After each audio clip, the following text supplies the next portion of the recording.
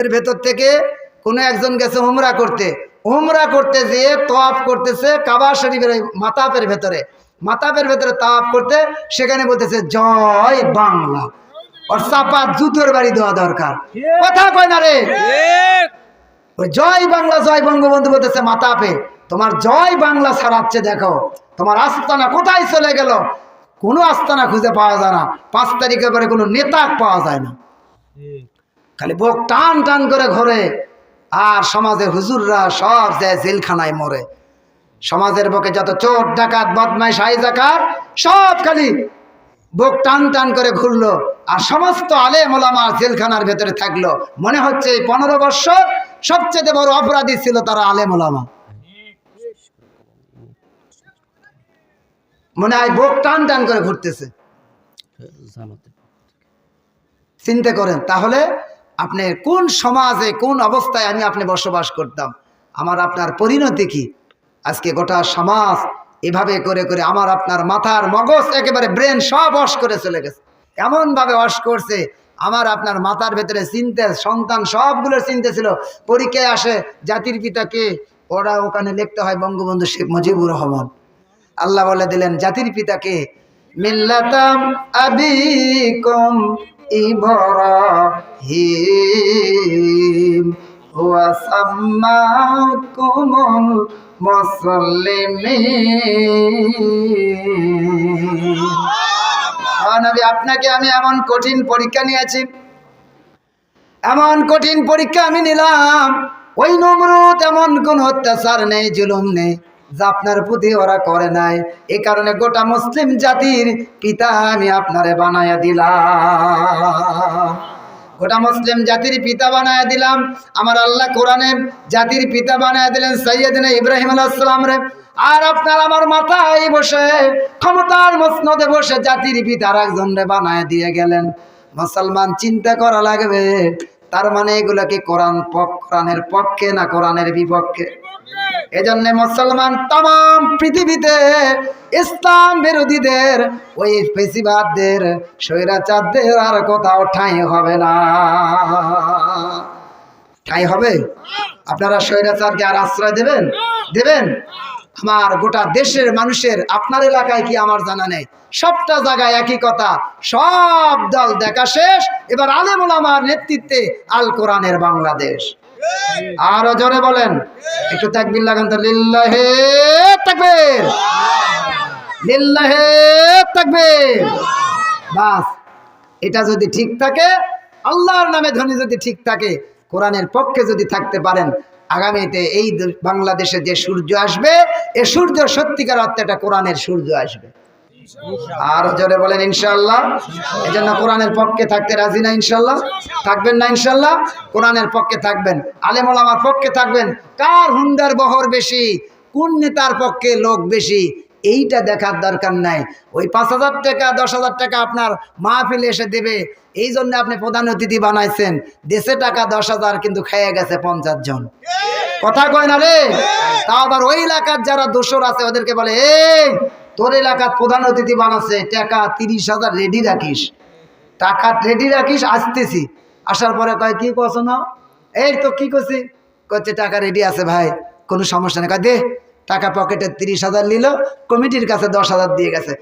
আর আমাকে মতো এক শ্রেণী হুজুর খালি তকবীর দিয়ে ওয়াক জান্নাতের একের মনে মাঝখানে থুয়ে এলো, কিন্তু 30,000 নিয়ে 10,000 দিয়ে গেছে। আমরা এতই খুশি, যার কারণে খালি ওদেরকে আমরা অতিথি বানাতে চাই, একটা হুজুরকে আমরা পোস্টারে হামবেলে নাম দিতে চাই না।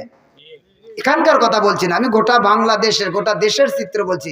কোনো হুজুরের নাম দিতে চায় না, খালি ওদেরকে দিতে চায়, কারণ ওদের লোক বেশি, ওদের হুন্ডা বেশি। কিন্তু আপনি জানেন 50টা হুন্ডা চললে, 50টা হুন্ডা 1 লিটার করে তেল গেলে কয় লিটার? সে টাকা আসবে কোথায় থেকে? ওই যে আপনার যে ইউনিয়ন পরিষদ, ওখান থেকে ওই টাকা উঠবে, ওই উপজেলা পরিষদ থেকে উঠবে।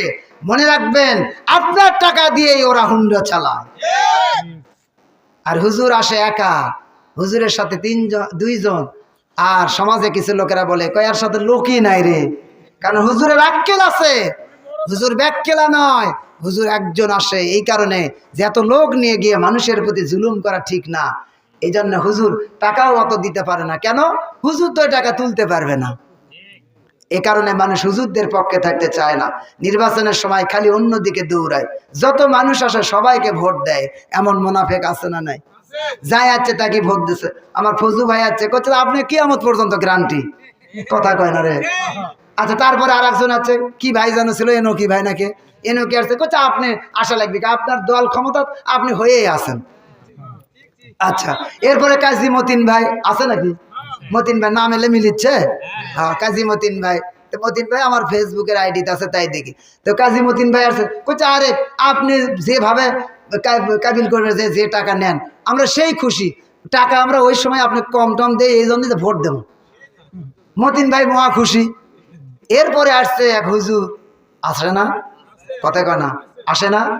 হুজুর যে আছে, আরে যে ভাই হোক, হুজুরদের কোনো নির্দিষ্ট নেই। এই যে বললেন না, আগামীতে ওটা নাও হতে পারে। আমাদের আমিরে জামাত ডক্টর শফিকুর রহমান স্যারকে জিজ্ঞেস করেছেন যে 3টা আসনের নাম বলেছেন, যে আপনি কোন আসন থেকে আপনি নির্বাচন করবেন। উনি বলছেন এটা তো আমি বলতে পারবো না। বলে আশ্চর্য কথা, আপনি হলেন বাংলাদেশ জামাত ইসলামের আমির আর আপনি বলতে পারবেন না? বলো না, আমি বলতে পারবো না। আমাদের কেন্দ্রীয় একটা ইলেকট্রনিকের কমিটি আছে, নির্বাচন প্রার্থী ঘোষণা করার কমিটি আছে, তারা যাদের নাম ঘোষণা করবে তারাই নির্বাচন করবে। এমনও হইতে পারে আমি বুড়া মানুষ, আমাকে আনফিট মনে করতে পারে, আমার নাম ঘোষণা নাও করতে পারে। কোন দলের প্রধান এটা বলবে, আর যে দলের প্রধান ও বলবে এই 10 জায়গাত আমার 10 জায়গাত, আগে আমারটা থো। এই জন্য শহীদুল ভাই না, সংগঠনের পক্ষ থেকে যাকে দেবে একটা হুজুর আসে না, যেই হুজুর আসছে তখন বলতেছে কি খবর, সালাম দিতে, আসসালামু আলাইকুম আব্দুর রহিম ভাই, কি খবর, বলেন নির্বাচনের খবর। কচ্ছে হুজুর আপনি আছেন কে? তো কচ্ছে আশা লাগবে না নির্বাচন, কচ্ছে আমাকে বাড়ির সব আপনার কর্মী। হুজুর খুশি না বেজার? হুজুর চিন্তা করছে আমি এই জায়গায় কি জন্য আছি, মানে কর্মী মানে ওরা সবই আমার পক্ষে কাজ করতেছে। কিন্তু বাস্তবতার আলোকে ভোটের দিনে দেখা যায়, ভোটের দিনে সন্ধ্যার সময় রাত 8টার পরে দেখা যায় যখন বাড়ি বাড়ি আসছে হুজুর, আমার আপনার মতো নামধারী মুসলমান বলছে হুজুর আমার বাড়ির সব আপনার কর্মী। হুজুর এত খুশি, হুজুর চিন্তা করছে, মনে মনে ধারণা করে আমি চেয়ারম্যানে গিয়ে ভুল করলাম, যদি এমপিতে যাইতাম তাহলে মনে হয় এমপি হয়ে যেতাম। কিন্তু নির্বাচনের দিনে রাত 8টার পরে গণনার পরে দেখা যায় হুজুর চেয়ারম্যান তো দূরের কথা, চকিদার হবার পারে না। কথা কয় না, একেবারে খাওয়ান দিয়েছে। খালি বলছে হুজুর যান দেখ মনে, খালি ওই চটের ঘেরার মধ্যে খালি ঘাও ঘ্যাট ঘ্যাট করে হুজুরের বিরুদ্ধে ঘাও মারি চলে যাচ্ছে। খালি কথা দিচ্ছি রে দিচ্ছি রে। তার মানে আমি যখন হজে যাই দেখলাম, বুঝছেন, এটা তো ওমরাত করা লাগে না, আমার কথা শেষ। ওমরায় এইরকম পাথর মারতে না, ওই যে শয়তানকে পাথর মারা লাগে। হাজী সাহেব যারা ফরজ হজ যারা করছেন, শয়তানে পাথর মারা লাগে, বড় শয়তান, মেজো, আবার ছোট, 3টা স্তরে আছে, আছে না? এই হাজী সাহেবরা কথা বলেন না কেন? আচ্ছা আছে। তো ওরা এমন ভাবে মারিছে, বলছেন এক একজন মারিছে এইভাবে, এরকম করে মারছে, করছে তোকে মারিয়ে ফেলে দেবো, মানে ওই শয়তানকে এইরকম মারতেছে। এমনও মা ভাবে মারে, ওইটাও যে পরে ওই জায়গাত লাগে উষ্টি আসে, ওর কপালও লাগে, কপাল ফাটে যায়। অনেকে অন্যদের হাজিদের যায়, আমি নিজে দেখছি, তো হজের সময় দেখছি। শয়তান চিন্তা করে যে কি কথা বাড়ে, এইভাবে জামা মানে চতুর্দিক থেকে এইভাবে একে লাখ লাখ ভাবে যে ঢেলা ধরছে, আমাক ঢেলাচ্ছে, কইতে তোকে মারিয়ে ফেলে দেবো শালা শয়তান, কিন্তু আমাকে যাই ঢেলাচ্ছে আমার চাইতে নয় বড় শয়তান। কথা কয় না রে?